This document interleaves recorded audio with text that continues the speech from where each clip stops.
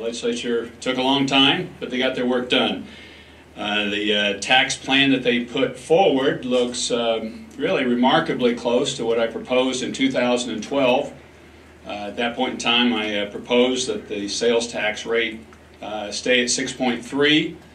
I proposed a flat tax, which takes away all your deductions and exemptions and lowers your rate, broadens your base, and you end up now with a sales tax of 6.5.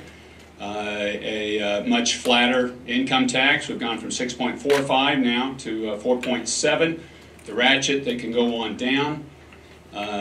So in total, it looks pretty close to what I'd proposed in 2012. They got the budget finished. I just signed it. I've got one small line item veto that is in it, but otherwise signed the budget, and I'll look forward to signing the rest of the tax package and the trailer as well. I greatly appreciate the work of the legislature this year. It was hard work, and I congratulate them on coming together to do what's right for the state of Kansas. I congratulate them on getting it done. There were a number of people that didn't help much with the process and just wanted to see it fail.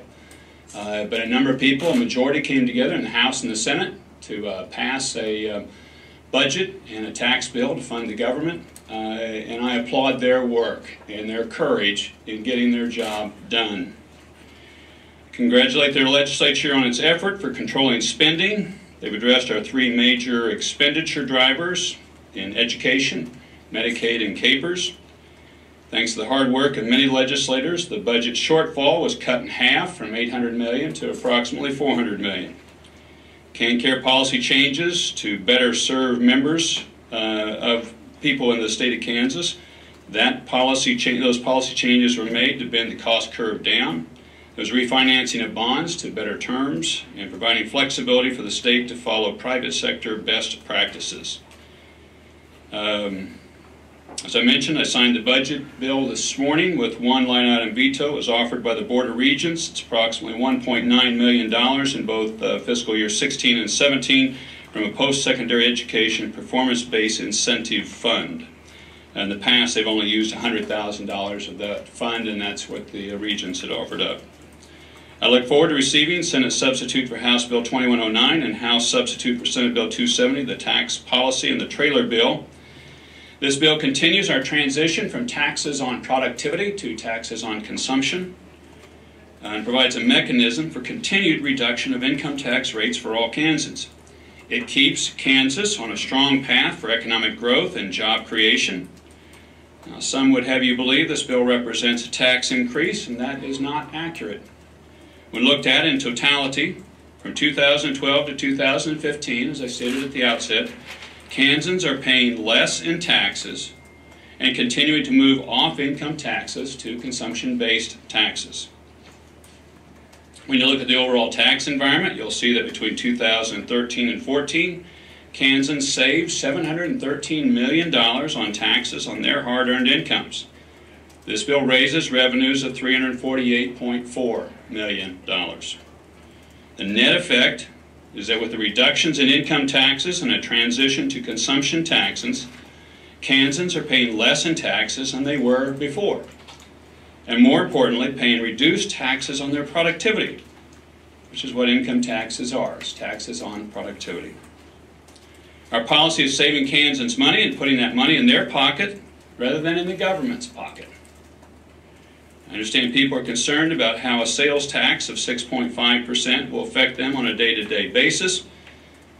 And based on consumer expenditure survey data, which estimates 45% of a household's expenditures are subject to sales taxes, a household making right around $36,000 will see an annual sales tax increase of $56.35.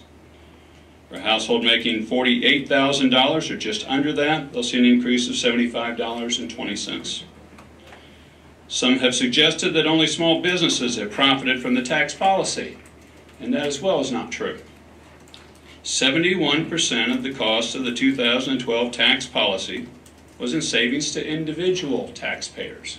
71% of that was rate reductions, broad rate reductions. 29% went to small businesses. And that policy has been successful in creating jobs. We've seen the success of our economic policy and the number of working Kansans, our low unemployment rate at 4.3%, and the fact that working Kansans have more money in their pocket to save or spend as they see fit.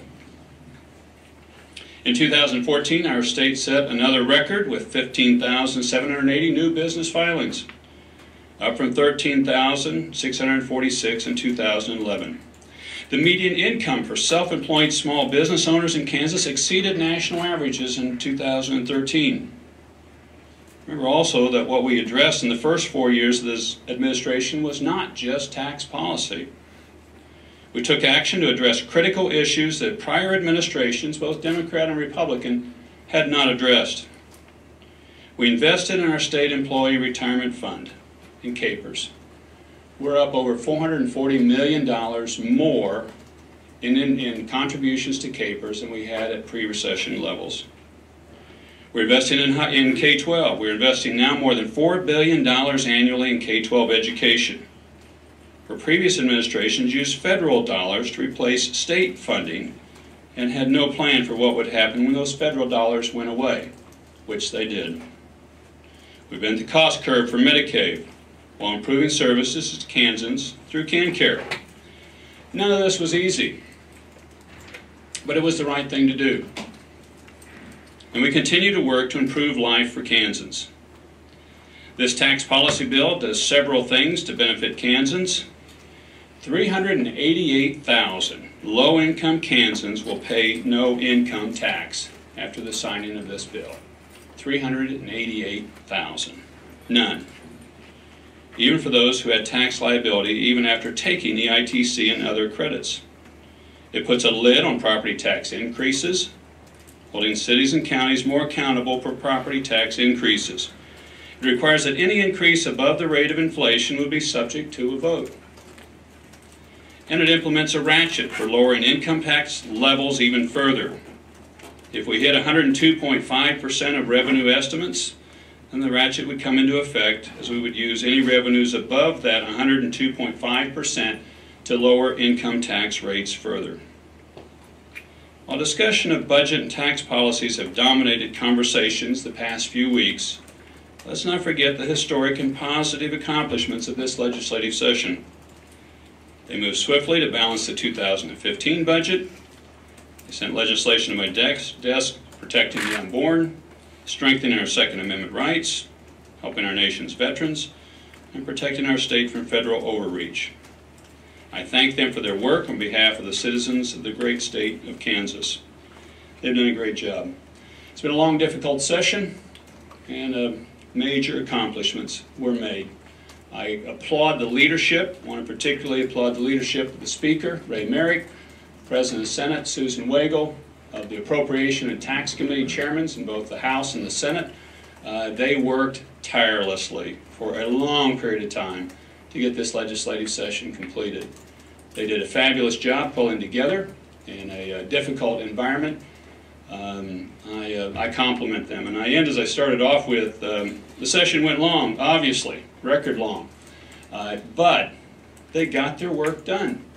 And unlike Washington, where sessions go long and people don't get the work done, they got the work done. And I think that's just a fantastic accomplishment to what they accomplished. And I applaud them for that.